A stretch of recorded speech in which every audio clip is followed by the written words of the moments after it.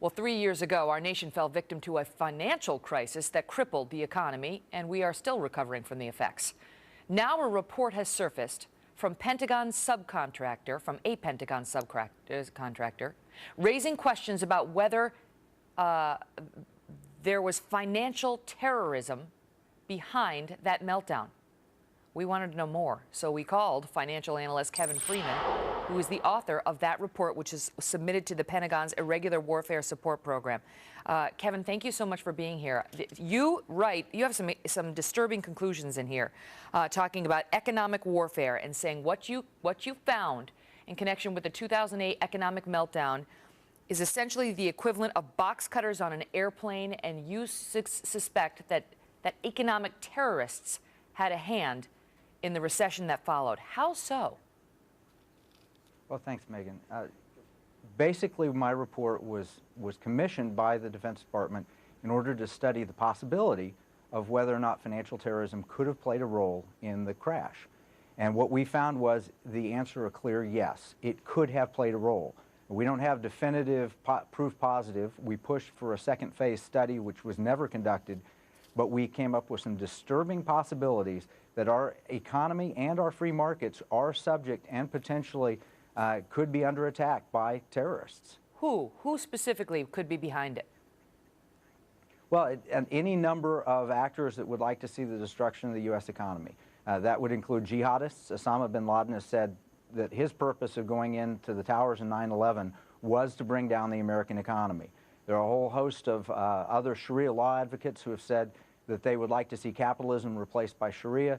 We have the Chinese, who wrote a book titled Unrestricted Warfare in 1999, in which they specifically advocated the use of a stock market crash in order to bring the United States to its knees.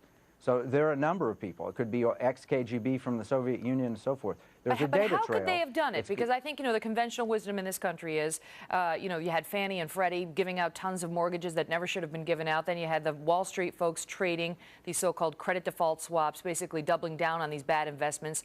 And ultimately, things just started to implode in a way where, we had to step in. The government bailed out those banks, and we all know, the history that happened after there. How could jihadists, how could the Chinese, the Russians have influenced that? Well, it's possible to trade on our exchanges without us knowing who's doing it. There are mechanisms called dark pools, and credit default swaps don't have paper trails that you can follow. So it's possible that they could have used the very mechanisms that you described, and they could, a relatively small amount of money, measured in the billions or tens of billions, could have been sufficient to bring a $50 trillion tragedy to our markets. Clearly, we were vulnerable. I mean, the FCIC report showed that there were extraordinary vulnerabilities in our system, from the debt, subprime mortgages, and so forth. The question is, were we pushed? And was it possible to do? Absolutely. Hedge funds operating out of the Cayman Islands that are funded from China, or sovereign wealth funds in the Middle East, could very easily have bid up the price of credit default swaps. They could have short-sold stocks, either naked short selling or direct short selling. Why would China want to bring down our economy when we're a huge debtor to them?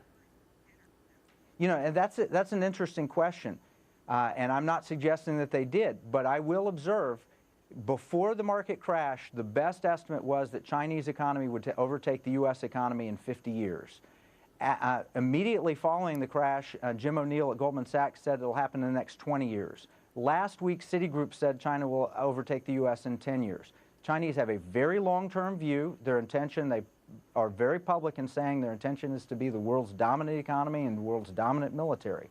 So if you take a long-term view, you could attack the United States. Certainly you would suffer loss, but they've certainly rebounded faster than we have, and their economy on a relative basis is much stronger than it was before the market crash. I need a quick answer to this question, so we're short on time, but I want to ask you, you say that the attack, to the extent they're involved, you say it was a three-phase attack, and we're actually currently in the middle of phase 3. It's ongoing. What under this theory could they be doing right now? Well, phase 1 was the ramp in oil prices. Phase 2 was the attack on the stock market. Phase 3 would be the attack on the currency and the removal of the dollar as global reserve currency. And it's a natural thing, because our response to the economic crisis was more government debt. That puts our dollar at risk, and that puts the possibility that the U.S. reserve currency status is removed, which would eliminate our ability to respond to a future crisis as we did. The final thing is apparently the senior Pentagon policymakers have blocked further study. And according to one senior official, nobody wants to go there. They don't want to hear anything more about this theory, Kevin, as disturbing as it is. But I know you're not going to stay quiet, so we'll see if there's any follow-up. Sir, all the best to you. Thank you so much. Thank you, Megan. I appreciate it.